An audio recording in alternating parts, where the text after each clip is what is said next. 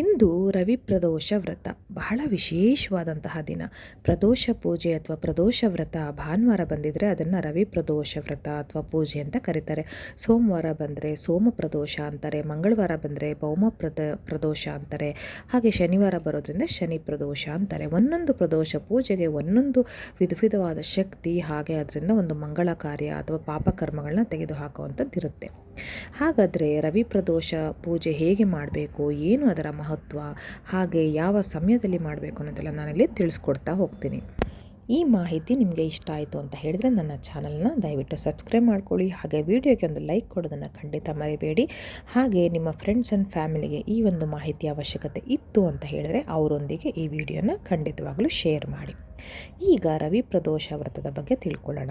ಮೊದಲಿಗೆ ಪ್ರದೋಷ ಪೂಜೆ ಏನು, ಯಾಕೆ ಮಾಡ್ತೀವಿ ಅಂತ ಹೇಳೋದಾದರೆ, ಪ್ರದೋಷ ಪೂಜೆ ಅಂತ ಹೇಳಿದರೆ ಸಂಜೆ ಮೇಲೆ ಮಾಡುವಂಥದ್ದು. ಪಾಪ ಕರ್ಮಗಳನ್ನು ಕಳ್ಕೊಳ್ಳೋದಕ್ಕೋಸ್ಕರ ಮಾಡುವಂತಹ ಒಂದು ವಿಶೇಷವಾದ ಪೂಜೆಯನ್ನು ಪ್ರದೋಷ ಪೂಜೆ ಅಂತ ಹೇಳ್ತಾರೆ. ಅದು ಮಾಡೋದಕ್ಕೂ ಒಂದು ನಿರ್ದಿಷ್ಟವಾದ ಸಮಯ ಅಂತ ಇರುತ್ತೆ. ಹಾಗೆ ದೇವಸ್ಥಾನಗಳಲ್ಲಿ ಇದನ್ನು ಬಹಳ ವಿಶೇಷವಾಗಿ ಮಾಡ್ತಾರೆ. ಯಾವ ಪ್ರದೋಷ ವ್ರತ ಬಂದಿರುತ್ತೆ, ಉದಾಹರಣೆಗೆ ರವಿ ಪ್ರದೋಷ ಇರ್ಬೋದು, ಸೋಮ ಪ್ರದೋಷ ಇರ್ಬೋದು, ಅಥವಾ ಶನಿ ಪ್ರದೋಷ ಇರ್ಬೋದು, ಆ ಸಂಬಂಧಪಟ್ಟಂಥ ದೇವಸ್ಥಾನಗಳಲ್ಲಿ ವಿಶೇಷವಾದ ಪೂಜೆಗಳು ನಡೆಸಲಾಗುತ್ತೆ. ನೀವು ಮನೆಯಲ್ಲಿ ಮಾಡೋಕ್ಕೆ ಆಗಿಲ್ಲ ಅಂದರೂ ಕೂಡ ದೇವಸ್ಥಾನಕ್ಕೆ ಕೂಡ ಹೋಗಿ ಅಲ್ಲಿ ಪೂಜೆಯಲ್ಲಿ ಪಾಲ್ಗೊಳ್ಳಬಹುದು, ಅದರ ಫಲಗಳನ್ನು ಕೂಡ ಪಡೆದುಕೊಳ್ಬೋದು. ಇನ್ನು ಮನೆಯಲ್ಲಿ ಯಾವ ಸಮಯದಲ್ಲಿ ಮಾಡಬೇಕು, ಹೇಗೆ ಮಾಡಬೇಕು ಅನ್ನೋದನ್ನು ತಿಳಿಸ್ತಾ ಹೋಗ್ತೀನಿ. ರವಿ ಪ್ರದೋಷ ಇವತ್ತು ಭಾನುವಾರ ಫೆಬ್ರವರಿ 9ನೇ ತಾರೀಕು ಇರುತ್ತೆ. ಈ ಒಂದು ತಿಥಿ ಯಾವ ಸಮಯಕ್ಕೆ ಆರಂಭ ಆಗುತ್ತೆ ಅಂತ ಹೇಳಿದ್ರೆ, ಈ ಒಂದು ವ್ರತದ ತಿಥಿ ಆರಂಭ ಆಗುವಂಥದ್ದು ಇವತ್ತು ಮಧ್ಯಾಹ್ನ, ಅಂದರೆ ಫೆಬ್ರವರಿ 9ರ ಭಾನುವಾರದ ಮಧ್ಯಾಹ್ನ 12:25 ಈ ಒಂದು ಪ್ರದೋಷ ವ್ರತದ ತಿಥಿ ಆರಂಭ ಆಗುತ್ತೆ.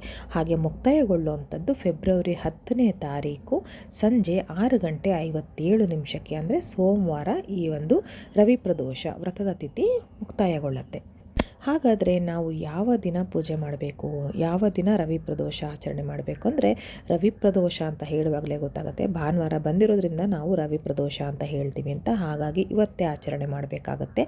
ಹಾಗೆ ಯಾವ ಸಮಯದಲ್ಲಿ ಈ ಒಂದು ಪೂಜೆಯನ್ನು ಮಾಡಬೇಕು ಅನ್ನೋದಾದರೆ, ಇವತ್ತು ಸಂಜೆ 7:25 8:42 ಒಳಗೆ ನೀವು ಪ್ರದೋಷ ಕಾಲದ ರವಿ ಪ್ರದೋಷ ಪೂಜೆಯನ್ನು ಮುಗಿಸ್ಬೇಕಾಗತ್ತೆ. ಹಾಗಾದರೆ ಈ ಪೂಜೆಯ ಮುಖ್ಯ ಉದ್ದೇಶ ಏನು, ಹಾಗೆ ಮಹತ್ವ ಏನು, ಹೇಗೆ ಮಾಡಬೇಕು ಅನ್ನೋದಾದರೆ, ಮುಖ್ಯವಾಗಿ ನೀವು ಉಪವಾಸ ಇದ್ದರೆ ತುಂಬಾ ಒಳ್ಳೆಯದು. ಹಾಗೆ ಈ ಒಂದು ಪೂಜೆಯನ್ನು, ರವಿ ಪ್ರದೋಷ ಪೂಜೆಯನ್ನು ನಾವು ಶಿವಪಾರ್ವತಿಗೆ ಅರ್ಪಿಸ್ತೀವಿ. ಶಿವಪಾರ್ವತಿ ಜೋಡಿಗೆ ಪೂಜೆ ಮಾಡೋದ್ರಿಂದ ತುಂಬ ಒಳ್ಳೆಯದು. ರವಿ ಪ್ರದೋಷ ಪೂಜೆ ಅಂದರೆ ಸೂರ್ಯ ಪ್ರದೋಷ ಪೂಜೆ ಇರೋದು ಯಾಕೆ ನಾವು ಶಿವಪಾರ್ವತಿಗೆ ಅರ್ಪಿಸಬೇಕು, ಅಥವಾ ಯಾಕೆ ನಾವು ಶಿವಪಾರ್ವತಿಯನ್ನು ಪೂಜೆ ಮಾಡಬೇಕಂತ ಹೇಳಿದ್ರೆ, ಸೂರ್ಯ ದೇವರಿಗೆ ಅಧಿದೇವತೆ ಶಿವ.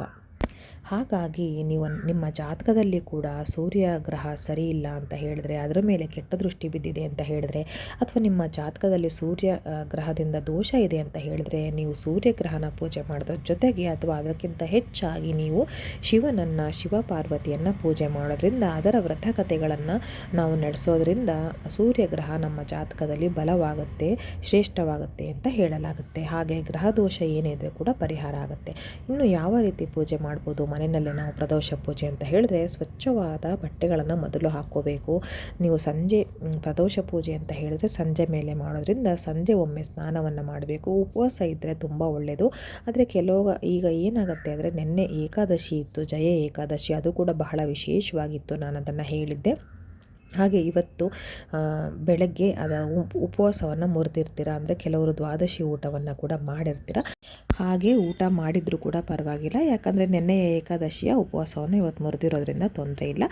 ಅದಾದ ನಂತರ ನೀವು ಅಕ್ಕಿ ಪದಾರ್ಥಗಳನ್ನು ಖಂಡಿತ ಉಪಯೋಗಿಸ್ಬಾರ್ದು.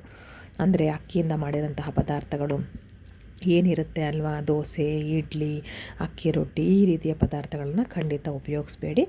ನಿಮಗೆ ಹಸಿವು ತಡೆಯೋಕ್ಕಾಗಿಲ್ಲ ಅಂತ ಹೇಳಿದ್ರೆ ಗೋಧಿ ಹಿಟ್ಟಿನ ದೋಸೆ ಅಥವಾ ಗೋಧಿ ಹಿಟ್ಟಿನ ಚಪಾತಿ, ಉಪ್ಪಿಟ್ಟು, ಅವಲಕ್ಕಿ, ಈ ರೀತಿಯ ಪದಾರ್ಥಗಳನ್ನು ನೀವು ಸೇವನೆ ಮಾಡಬಹುದು. ನಿಮಗೆ ಆಗತ್ತೆ ಅಂತ ಹೇಳಿದ್ರೆ ನೀವು ಹಣ್ಣು, ಹಾಲು, ಈ ರೀತಿಯ ಪದಾರ್ಥಗಳನ್ನು ತಗೊಳ್ಬೋದು, ಏನೂ ತೊಂದರೆ ಇಲ್ಲ. ಆದರೆ ಖಂಡಿತವಾಗ್ಲೂ ಮಾಂಸಾಹಾರವನ್ನು ನಿಷಿದ್ಧ. ಮಾಂಸಾಹಾರವನ್ನು ಯಾವುದೇ ಕಾರಣಕ್ಕೂ ಸೇವಿಸಬೇಡಿ, ನಿಜವಾಗ್ಲೂ ಒಳ್ಳೆಯದಲ್ಲ ವ್ರತ ಕಥೆಗಳಿಗೆ, ಪೂಜೆ ಪುನಸ್ಕಾರಗಳಿಗೆ. ಹಾಗೆ ನೀವು ಪೂಜೆಗೆ ಹೇಳಿದ ಸಮಯದಲ್ಲಿ ಶುರು ಮಾಡ್ಕೊಳ್ಳಿ. ರಾತ್ರಿ ಅದಕ್ಕಿಂತ ಮುಂಚೆ ಎಲ್ಲ ಪೂಜೆಗೆ ಬೇಕಾದ ಸಿದ್ಧತೆಗಳನ್ನು ಮಾಡ್ಕೊಳ್ಳಿ. ಹಾಗೆ ಪೂಜಾ ಸಮಯದಲ್ಲಿ ನೀವು ಶಿವನಿಗೆ ಬಹಳ ಪ್ರೀತಿಯಾದ ಶ್ರೇಷ್ಠವಾದ ಬಿಲ್ವಪತ್ರೆ ಇದ್ದರೆ ಬಹಳನೇ ಶ್ರೇಷ್ಠ. ಹಾಗೆ ಅದು ಶಿವನಿಗೆ ನಾವು ಶಿವ ನಮಗೆ ಬೇಡಿದ ವರಗಳನ್ನು ಕೊಡ್ತಾನೆ ಅಂತ ಹೇಳಲಾಗುತ್ತೆ. ಹಾಗೆ ನಮ್ಮ ಪಾಪಕರ್ಮಗಳನ್ನು ಕಳಿತಾನೆ ಅಂತ ಹೇಳಲಾಗುತ್ತೆ. ರವಿ ಪ್ರದೋಷದ ದಿನ ನೀವು ಶಿವ ಪಾರ್ವತಿಯನ್ನು ಪೂಜೆ ಮಾಡೋದ್ರಿಂದ ರವಿ ಸ್ಥಾನ ನಮ್ಮ ಜಾತಕದಲ್ಲಿ ಗಟ್ಟಿಯಾಗುತ್ತೆ. ಹಾಗೆ ಸೂರ್ಯ ಬಲ ಬರುತ್ತೆ. ಹಾಗೆ ನಮ್ಮ ಪಾಪಕರ್ಮಗಳನ್ನ ಕಳ್ಕೊಳ್ತೀವಿ. ಹಾಗೆ ಈ ಒಂದು ರವಿ ಪ್ರದೋಷ ಪೂಜೆಯ ಮುಖ್ಯವಾದ ಉದ್ದೇಶ, ಮುಖ್ಯ ಮಹತ್ವ ಏನು ಅಂತ ಹೇಳಿದ್ರೆ, ಕಳೆದುಕೊಂಡಿದ್ದನ್ನೆಲ್ಲ ವಾಪಸ್ಸು ಹಿಂತಿರುಗಿ ಗಳಿಸ್ತೀವಿ ಅಂತ ಅರ್ಥ. ಅಂದರೆ ಏನೋ ಒಂದು ವಸ್ತುಗಳನ್ನ ಕಳ್ಕೊಳ್ತೀವಿ, ಅದು ಮತ್ತೆ ತಗೊಳ್ತೀವಿ, ಆ ರೀತಿ ಅರ್ಥ ಅಲ್ಲ. ಒಂದು ಗೌರವವನ್ನು ಕಳ್ಕೊಂಡಿರ್ತೀವಿ. ಹಾಗೆ ಯಾವುದೋ ಒಂದು ಕಾರಣದಿಂದ ಮನೆ, ಮಠ, ಆಸ್ತಿ ಅದನ್ನೆಲ್ಲವನ್ನು ಕಳ್ಕೊಂಡಿರ್ತೀವಿ. ಯಾವುದೋ ಒಂದು ದೋಷದಿಂದ ಅದೆಲ್ಲವನ್ನು ನಿಧಾನಕ್ಕೆ ಒಂದೊಂದಾಗಿ ಮರಳಿ ಪಡೆಯುವಂತಹ ಶಕ್ತಿ ಇರುವಂತಹ ಈ ಒಂದು ವ್ರತ ಎಲ್ಲರೂ ಆಚರಣೆ ಮಾಡಿ, ತುಂಬಾ ಶ್ರೇಷ್ಠ. ಹಾಗೆ ನೀವು ಹೇಳ್ದಂಗೆ ಸಂಜೆ ಸ್ನಾನ ಮಾಡಬೇಕಾಗುತ್ತೆ, ತಲೆಗೆ ಸ್ನಾನ ಮಾಡಬೇಕಾಗುತ್ತೆ. ಆ ನಂತರ ನೀವು ಹೇಳಿದ ಸಮಯಕ್ಕೆ ಮುಂಚೆನೇ ಪೂಜೆಗೆ ಸಿದ್ಧತೆ ಮಾಡ್ಕೊಳ್ಳಿ. ಶಿವ ಪಾರ್ವತಿ ಜೋಡಿಯ ಫೋಟೋವನ್ನು ಇಟ್ಕೊಳ್ಳಿ, ಅದನ್ನು ಸ್ವಚ್ಛಗೊಳಿಸಿ ಅದಕ್ಕೆ ನೀವು ಅರಿಶಿನ, ಕುಂಕುಮ ಹಾಗೆ ಗೆಜ್ಜೆ ವಸ್ತ್ರವನ್ನೆಲ್ಲ ಏರಿಸಿ ಅದರ ಮೇಲೆ ಅಕ್ಷತೆಯನ್ನು ಕೂಡ ಹಾಕಿ ತುಪ್ಪದ ದೀಪವನ್ನು ಹಚ್ಚಿಡಿ. ತುಂಬಾ ಶ್ರೇಷ್ಠ. ಹಾಗೆ ಶಿವನಿಗೆ ಪ್ರಿಯವಾದ ಹೂಗಳು ಕೆಲವೊಂದಿದೆ. ಮಲ್ಲಿಗೆ ಹೂವು ಬಹಳ ಶ್ರೇಷ್ಠವಾದ ಪ್ರಿಯವಾದ ಹೂವು ಶಿವನಿಗೆ. ಹಾಗೆ ಬಿಲ್ವಪತ್ರೆ ಅಂತೂ ನಿಮಗೆ ಗೊತ್ತೇ ಇದೆ, ಅದನ್ನು ಹಾಕೋದ್ರಿಂದ ನಮ್ಮ ಬೇಡಿಕೆಗಳು ಎಲ್ಲ ಈಡೇರುತ್ತೆ. ಹಾಗೆ ದತ್ತೂರಿ ಅಥವಾ ದತ್ತೂರ ಹೂವು ಅಂತ ಹೇಳ್ತಾರೆ, ಅದಂತೂ ಬಹಳ ಶ್ರೇಷ್ಠ. ಬಿಲ್ವಪತ್ರೆಗಿಂತಲೂ ಇದು ಬಹಳ ಶ್ರೇಷ್ಠ ಅಂತ ಹೇಳಲಾಗುತ್ತೆ. ಯಾಕೆ ಅಂದರೆ ಅದು ಶಿವನ ಎದೆಯಿಂದ ಹೊರಹೊಮ್ಮಿತ್ತು ಅನ್ನೋ ಒಂದು ಉಲ್ಲೇಖವಿದೆ. ಹಾಗಾಗಿ ಅದೇ ರೀತಿಯಲ್ಲಿ ಕೆಂಪು ಬಣ್ಣದ ಹೂಗಳು ಕೂಡ ಶಿವನಿಗೆ ಬಹಳ ಶ್ರೇಷ್ಠವಾದ ಹೂವುಗಳು. ಇದು ಯಾವುದೇ ಹೂಗಳನ್ನು ನೀವು ಶಿವದೇವರಿಗೆ ಅರ್ಪಿಸಿ ಪೂಜೆಯನ್ನು ಮಾಡಬಹುದು. ಹಾಗೆ ಇದೆಲ್ಲವೂ ಆದ ನಂತರ ನೀವು ನೈವೇದ್ಯಕ್ಕೆ ಇಡಬೇಕಾಗತ್ತೆ. ಇದನ್ನು ಮಾತ್ರ ಖಂಡಿತ ಮರಿಬೇಡಿ. ನೈವೇದ್ಯಕ್ಕೆ ಇಡದೆ ಪೂಜೆಯನ್ನು ಮಾಡಲೇಬೇಡಿ. ಯಾವುದೇ ಕಾರಣಕ್ಕೂ ನೈವೇದ್ಯಕ್ಕೆ ಇಂಥದೇ ಮಾಡಬೇಕಂತ ಏನಿಲ್ಲ. ಶಿವನಿಗೆ ನೈವೇದ್ಯದ ವಿಚಾರ ಅಂತ ಬಂದರೆ ಕಲ್ಲು ಸಕ್ಕರೆ ಹಾಗೆ ಖರ್ಜೂರ ಬಹಳ ಪ್ರಿಯವಾದ ನೈವೇದ್ಯ ಅಂತ ಹೇಳಲಾಗುತ್ತೆ. ಅದರ ಜೊತೆಗೆ ಹಾಗೆ ಎಳನೀರು, ಪಂಚಾಮೃತ, ಹಣ್ಣುಗಳಿಂದ ಕೂಡ ಅಭಿಷೇಕವನ್ನು ಮಾಡಲಾಗುತ್ತೆ. ತುಂಬಾ ಸಂತೃಪ್ತಿಗೊಳ್ತಾರೆ ಶಿವದೇವರು. ಹಾಗಾಗಿ ನಿಮ್ಮ ಕೈಲಿ ಏನು ಮಾಡೋಕ್ಕಾಗಿಲ್ಲ, ಅಷ್ಟು ನಿಮ್ಗೆ ಅನುಕೂಲ ಇಲ್ಲ ಅಥವಾ ನೀವು ಬ್ಯುಸಿ ಇದ್ದೀರಾ ಅಂತ ಹೇಳಿದ್ರೆ ಬಹಳ ಪ್ರಿಯವಾದ ನೈವೇದ್ಯ ಅಂದರೆ ಖರ್ಜೂರ, ಹಸಿ ಖರ್ಜೂರ ಅಥವಾ ಒಣ ಖರ್ಜೂರ ಯಾವುದಾದ್ರೂ ಪರವಾಗಿಲ್ಲ. ಅದು ಅದರ ಜೊತೆಗೆ ಕಲ್ಲು ಸಕ್ಕರೆ ಬಹಳ ಶ್ರೇಷ್ಠವಾದದ್ದು. ಅದರಲ್ಲೂ ನೀವು ಕೆಂಪು ಕಲ್ಲು ಸಕ್ಕರೆ ಇಟ್ಟರೆ ಇನ್ನೂ ಬಹಳ ಶ್ರೇಷ್ಠ ಅಂತ ಹೇಳಲಾಗುತ್ತೆ. ಹಾಗೆ ನೀವು ಎಲ್ಲ ರೀತಿಯ ಹಣ್ಣುಗಳನ್ನು ಕೂಡ ಶಿವದೇವರಿಗೆ ನೈವೇದ್ಯವಾಗಿ ಅರ್ಪಿಸಬಹುದು. ಶಿವದೇವರಿಗೆ ಎಲ್ಲ ಹಣ್ಣುಗಳು ಕೂಡ ಪ್ರಿಯವಾದದ್ದು ನೈವೇದ್ಯಕ್ಕೆ. ಹಾಗೆ ಶಿವದೇವನ ವ್ರತ ಅಥವಾ ಕತೆ, ಪೂಜೆ, ಆಚರಣೆಗಳಲ್ಲಿ ನಾವು ಬರೀ ಹಣ್ಣುಗಳನ್ನು ಸೇವನೆ ಮಾಡಿಕೊಂಡಿದ್ರೆ ನಮಗೆ ವ್ರತಕಥೆಯ ಏನು ಆಸೆ ಅಥವಾ ಬೇಡಿಕೆಗಳು ಎಲ್ಲ ಇರುತ್ತೆ ಅದು ಆದಷ್ಟು ಬೇಗ ಪೂರೈಕೆಗೊಳ್ಳುತ್ತೆ ಅಂತ ಹೇಳಲಾಗುತ್ತೆ. ಯಾಕಂದರೆ ನಾವು ಉಪವಾಸದ ರೀತಿ ಇರ್ತೀವಿ, ಹಣ್ಣುಗಳ ಸೇವನೆ ಮಾತ್ರ ಇದೆ ಅಂತ ಹೇಳಿದ್ರೆ. ಹಾಗಾಗಿ ಶಿವದೇವರು ಬಹಳ ಬೇಗ ಸಂತೃಪ್ತಿಗೊಳ್ತಾರೆ. ಹಾಗೆ ನಮ್ಮ ಆಸೆಗಳನ್ನೆಲ್ಲ ಈಡೇರಿಸ್ತಾರೆ ಅಂತ ಹೇಳಲಾಗುತ್ತೆ. ಹಾಗೆ ಈ ಒಂದು ರವಿ ಪ್ರದೋಷ ವ್ರತವನ್ನು ನೀವು ಆಚರಣೆ ಮಾಡೋದ್ರಿಂದ ಪಾಪಕರ್ಮಗಳನ್ನೆಲ್ಲ ತೊಡೆದು ಹಾಕಬಹುದು ಆರಾಮಾಗಿ. ಹಾಗೆ ನಾವು ಏನು ಕಳ್ಕೊಂಡಿರ್ತೀವಿ ಅದನ್ನೆಲ್ಲ ತಿರುಗಿ ಗಳಿಸ್ಕೊಳ್ಬಹುದು. ಒಂದು ಗೌರವದಿಂದ ಹಿಡಿದು ನಮ್ಮ ಯಾವುದೇ ಒಂದು ಕಾರಣಕ್ಕೆ ನಾವು ಕಷ್ಟಪಟ್ಟು ಸಂಪಾದಿಸಿದಂತಹ ಅಥವಾ ನಮ್ಮ ಹಿರಿಯರು ಸಂಪಾದಿಸಿದಂತಹ ಆಸ್ತಿ, ಮನೆ, ಈ ರೀತಿ ಏನೇ ಕಳ್ಕೊಂಡಿದ್ರು ಕೂಡ ಅದನ್ನೆಲ್ಲ ನಿಧಾನವಾಗಿ ನಾವು ಹಿಂತಿರುಗಿ ಪಡೆಯಬಹುದು ಅಂತ ಹೇಳಲಾಗುತ್ತೆ. ಮುಖ್ಯವಾಗಿ ನಾವು ಪಾಪಕರ್ಮಗಳನ್ನ ಕಳ್ಕೊಳ್ತೀವಿ. ಹಾಗೆ ಇಂದಿನ ದಿನ ನೀವು ಪೂಜೆ, ನೈವೇದ್ಯ ಎಲ್ಲ ಆದ ನಂತರ ನೀವು ಅದೆಲ್ಲವನ್ನು ಮಾಡ್ತಾ ಇರುವಾಗ ನೀವು ಓಂ ನಮಃ ಶಿವಾಯ ಅಂತ ಹೇಳಬೇಕಾಗುತ್ತೆ.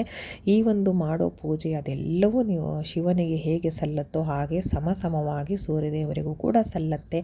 ಹಾಗಾಗಿ ರವಿ ಪ್ರದೋಷ ವ್ರತದ ಫಲಗಳು ನಿಮಗೆ ಸಿಗುತ್ತೆ.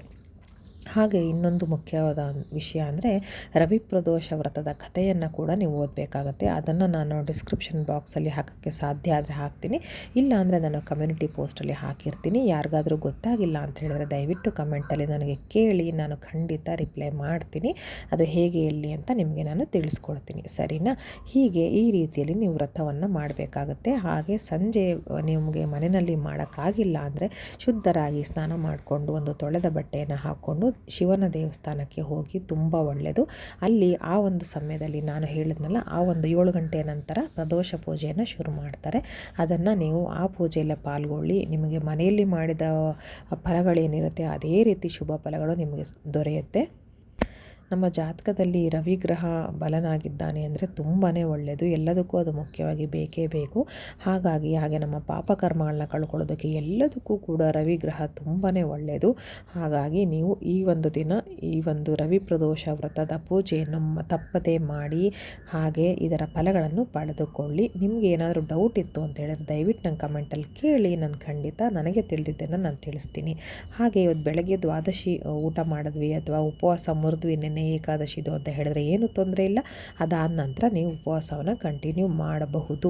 ಹಾಗೆ ಹಣ್ಣು ಹಂಪಲುಗಳನ್ನ ತಿನ್ಕೊಂಡಿರೋಕ್ಕಾಗಲ್ಲ ಅಂತ ಅನ್ನೋರು ನಾನು ಹೇಳ್ದಂಗೆ ಗೋಧಿ ಹಿಟ್ಟಿನ ಪದಾರ್ಥಗಳು ಅಂದರೆ ಚಪಾತಿ ಆಗಿರ್ಬೋದು ಅಥವಾ ಗೋಧಿ ಹಿಟ್ಟಿನ ದೋಸೆ ಆಗಿರಬಹುದು ಅಥವಾ ಉಪ್ಪಿಟ್ಟು, ಅವಲಕ್ಕಿ ಈ ರೀತಿಯ ಪದಾರ್ಥಗಳನ್ನ ಸೇವಿಸಬಹುದು. ಈ ಮಾಹಿತಿ ಎಲ್ರಿಗೂ ಉಪಯೋಗ ಆಗಿದೆ ಅಂತ ಅಂದ್ಕೊಳ್ತೀನಿ. ಮತ್ತೆ ಮುಂದಿನ ವಿಡಿಯೋದಲ್ಲಿ ಸಿಗ್ತೀನಿ. ಎಲ್ರಿಗೂ ಒಳ್ಳೆಯದಾಗಲಿ. ಎಲ್ರಿಗೂ ಧನ್ಯವಾದಗಳು.